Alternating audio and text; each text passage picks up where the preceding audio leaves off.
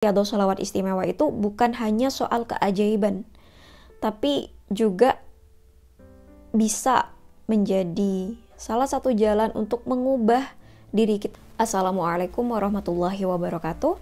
Halo semuanya, jumpa lagi di DN Rasutari. Teman-teman sadar nggak kalau musuh terbesar kita itu adalah diri kita sendiri?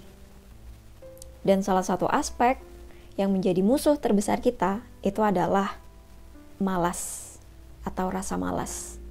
Jadi bisa dikatakan salah satu musuh terbesar kita itu adalah rasa malas.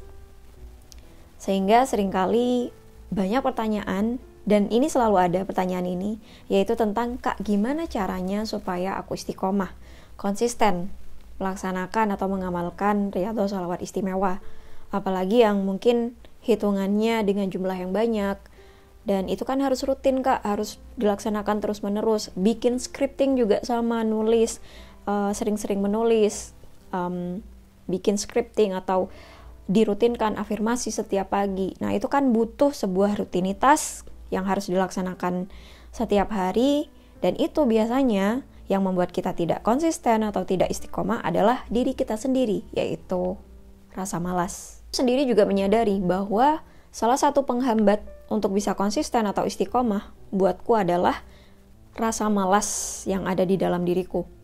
Dan kalau rasa malas itu terus dipelihara, terus dikasih ego, terus dibiarkan, terus dimanjakan rasa malasnya, maka ya akhirnya kita yang akan dikendalikan oleh rasa malas itu sendiri, sehingga nanti akan muncul penundaan. Ya udah deh, nggak usah hari ini, masih ada besok, masih ada besok, masih ada besok, sampai akhirnya tidak terjadi apa-apa, nothing.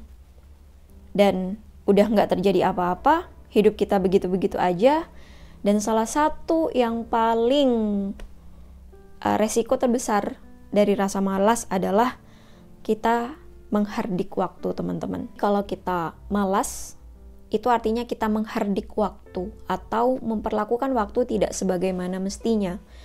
Ya contohnya seperti menyia-nyiakan atau melakukan sesuatu yang tidak bermanfaat, tidak berguna, atau bahkan sia-sia dalam menjalani waktu tersebut. Padahal Allah sudah bersumpah di Al-Quran bahkan tentang waktu, tentang masa. Itu di Al-As ya, di surah Al-As, wal as, dan demi masa. Jadi beberapa waktu kemarin aku dengerin beberapa ceramah tentang waktu, dan di situ aku merasa ditampar dengan keras gitu ya, bahwa ya betapa sangat meruginya kita kalau kita menghardik waktu. Dan salah satu perilaku menghardik waktu itu adalah rasa malas, menuruti rasa malas kita. Kadang-kadang aku menerima curhatan dari teman-teman, terutamanya melalui DM Instagram, bahwa, Kak, aku nggak ada waktu nih, nggak sempet untuk melaksanakan Riyadhus Shalawat. Sebenarnya sempet kok, kalau disempet-sempetin. Ya itu tadi masalahnya gitu, malas, rasa malas. Karena sejatinya kita punya waktu 24 jam kan ya. Masa sih dari 24 jam itu kita menyediakan waktu 5 atau 10 menit. Bahkan aku pernah bikin video tentang sholawat 1 menit. Nah tuh bayangin, masa sih nggak bisa? Masa sih nggak sempet menyediakan waktu 1 menit untuk ngamalin sholawat? Contohnya sholawat Jibril 100 kali. Itu 1 menit insya Allah selesai. Apalagi kalau kalian sudah terbiasa gitu ya.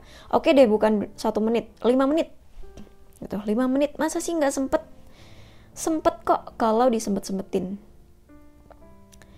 Sedangkan kalau kita misalnya nih scrolling sosial media, scrolling TikTok, nonton YouTube, dengerin musik, itu setengah jam, 1 jam, 2 jam, 3 jam, nggak terasa, iya kan?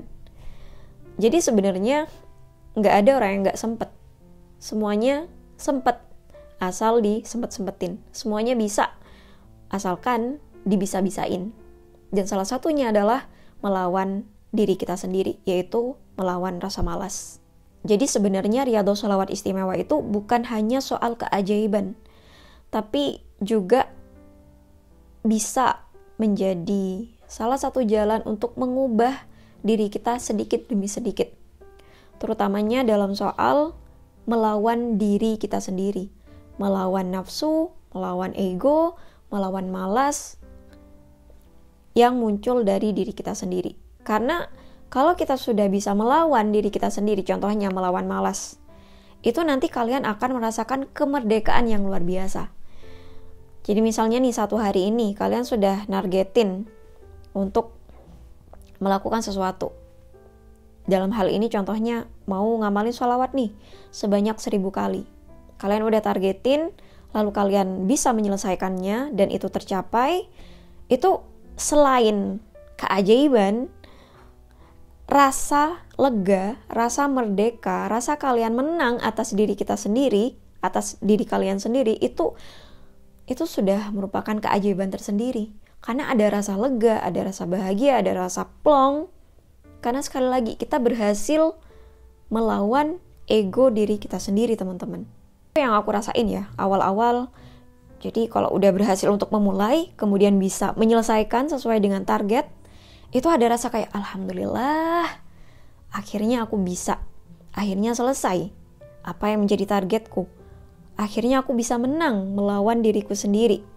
Nah, perasaan bahagia itu akan muncul, akan menjadi energi, akan menjadi frekuensi, akan menjadi vibrasi getaran kita, dan itu yang akan mengundang keajaiban. Jadi yang kita fokuskan adalah gimana kita setiap harinya melawan diri kita sendiri, melawan rasa malas kita sendiri. Dan itu yang harus kita perjuangkan mungkin sampai akhir-akhir hidup kita gitu. Jadi sama, aku juga masih terus berjuang untuk melawan rasa malas, rasa ego yang muncul dari diriku sendiri. Karena memang setiap harinya hidup up and down, selalu ada masalah atau ujian. Nah, itu sebenarnya untuk gimana caranya kita bisa melawan diri kita sendiri, teman-teman. Salah satu obstacle yang paling berat itu adalah memulai, iya kan? Biasanya rasa malas itu paling besar muncul adalah saat kita mau memulai. Nah, mungkin teman-teman bisa menerapkan salah satu prinsipnya orang Jepang, yaitu Kaizen, di mana memulai sesuatu dari step yang paling kecil. Ya, contohnya misalnya nih, kalian gak harus bikin target sholawat yang ribuan atau yang berapa gitu ya, yang jumlahnya sangat banyak. Paling tidak kalian bisa mulai tahun ini misalnya, atau bulan ini, setiap harinya nargetin 100 sholawat, mungkin 200, atau bahkan 10 kali sholawat. Jadi memang menargetkan hal-hal kecil dulu, tapi bisa diselesaikan terus menerus dalam jangka waktu yang cukup lama. Nah, jadi itu salah satu prinsip yang bisa kalian terapkan untuk mulai untuk berperang melawan rasa malas, yaitu prinsip Kaizen. Ada satu cara lagi yang aku terapin untuk berperang melawan rasa malas, yaitu menanamkan dalam pikiran bawah sadarku bahwa kalau aku malas, itu artinya aku sedang menghardik waktu. Aku menyia-nyiakan waktu, berarti aku sedang menzolimi kesempatan nikmat yang telah Tuhan berikan. Dan kalau aku menyia-nyiakan waktu atau aku tidak memanfaatkan waktu dengan melakukan hal-hal yang bermanfaat, itu artinya aku tidak bersyukur. Jadi malas itu sama dengan tidak bersyukur. Dan rumus dari Allah bahwa orang yang tidak bersyukur, dia akan mendapatkan azab gitu ya.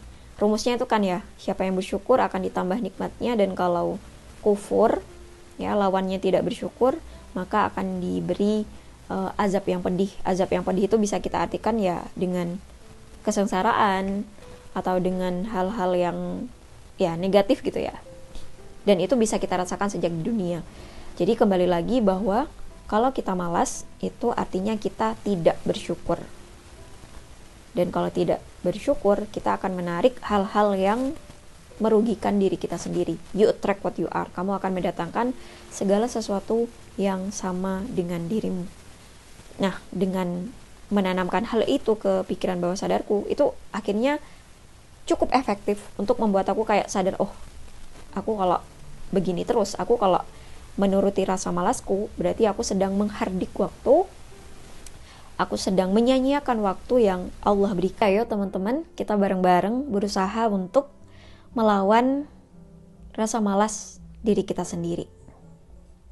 Mau sampai kapan nurutin rasa malas kita? Mau sampai kapan memanjakan rasa malas kita? Karena kalau kita malas, itu sama artinya dengan kita tidak bersyukur. Karena kita tidak bersyukur atas kesempatan yang sudah Allah berikan. Dan kalau kita tidak bersyukur, maka kita akan mendapatkan energi atau hal yang sama dengan ketidakbersyukuran tersebut. Bisa jadi kegagalan, kesengsaraan, kegelisahan, ataupun hal-hal yang sejenis. Masalah hasil kita tidak usah risaukan.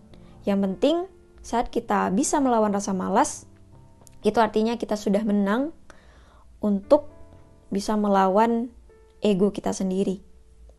Kita sudah menang, kita sudah berhasil untuk memanfaatkan sebaik mungkin kesempatan yang sudah Allah berikan.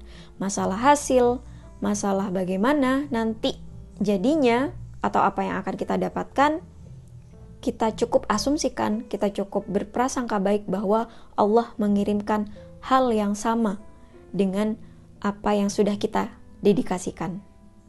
Oke, mungkin itu aja di video kali ini teman-teman. Semoga bermanfaat dan sampai jumpa lagi di video-video yang selanjutnya insyaallah. Wassalamualaikum warahmatullahi wabarakatuh. Bye-bye.